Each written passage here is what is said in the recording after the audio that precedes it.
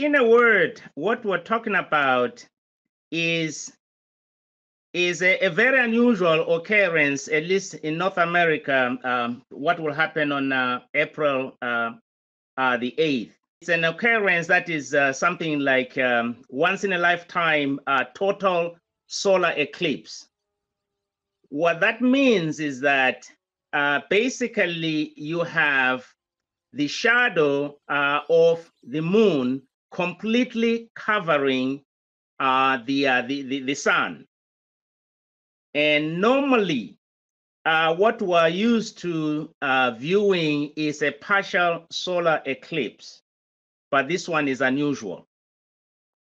And the way it's going to occur is that the eclipse path will start in the South Pacific Ocean, passing through Mexico, the United States, all the way to Canada.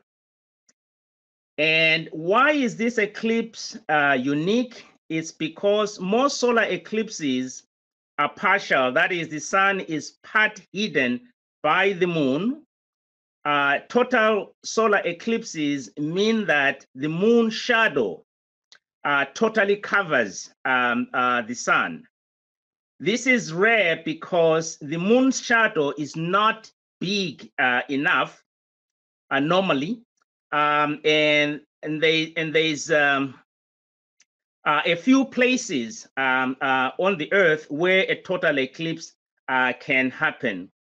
And North America generally just happened to be to fall on the path, on this unique path.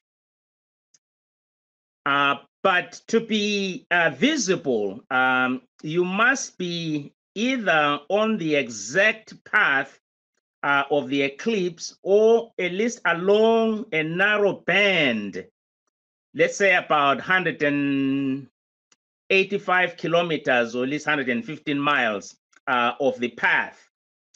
And the actual eclipse, that is its totality, darkness, darkness or duration of it, it's somewhere around about 4 minutes and a few seconds. Okay, and of course that depends again on your position on the exact path itself. And again, for those who probably pay attention to this, I believe the longest recorded total eclipse was somewhere around June 1955, somewhere thereabouts, which lasted something like 7 minutes and 8 seconds. How often does this happen? A partial eclipse, for example, almost every, I would say, 7 years. But the full eclipse, like I said, is very rare. Like, for example, the next one that is projected will be sometime in 2044.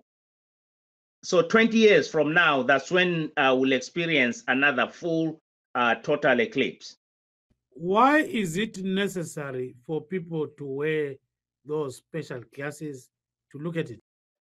Well, part of it because it is extremely dangerous to view, at least look at the eclipse without wearing any protective eyewear. Where it's more dangerous, it's when the moon is partially covering, or the eclipse is partially, it's not yet totally full. When it's totally full, you can actually look at it for that period. But as it passes, when it is partially, that's when the intensity of the sun's rays are very, very dangerous to a naked eye.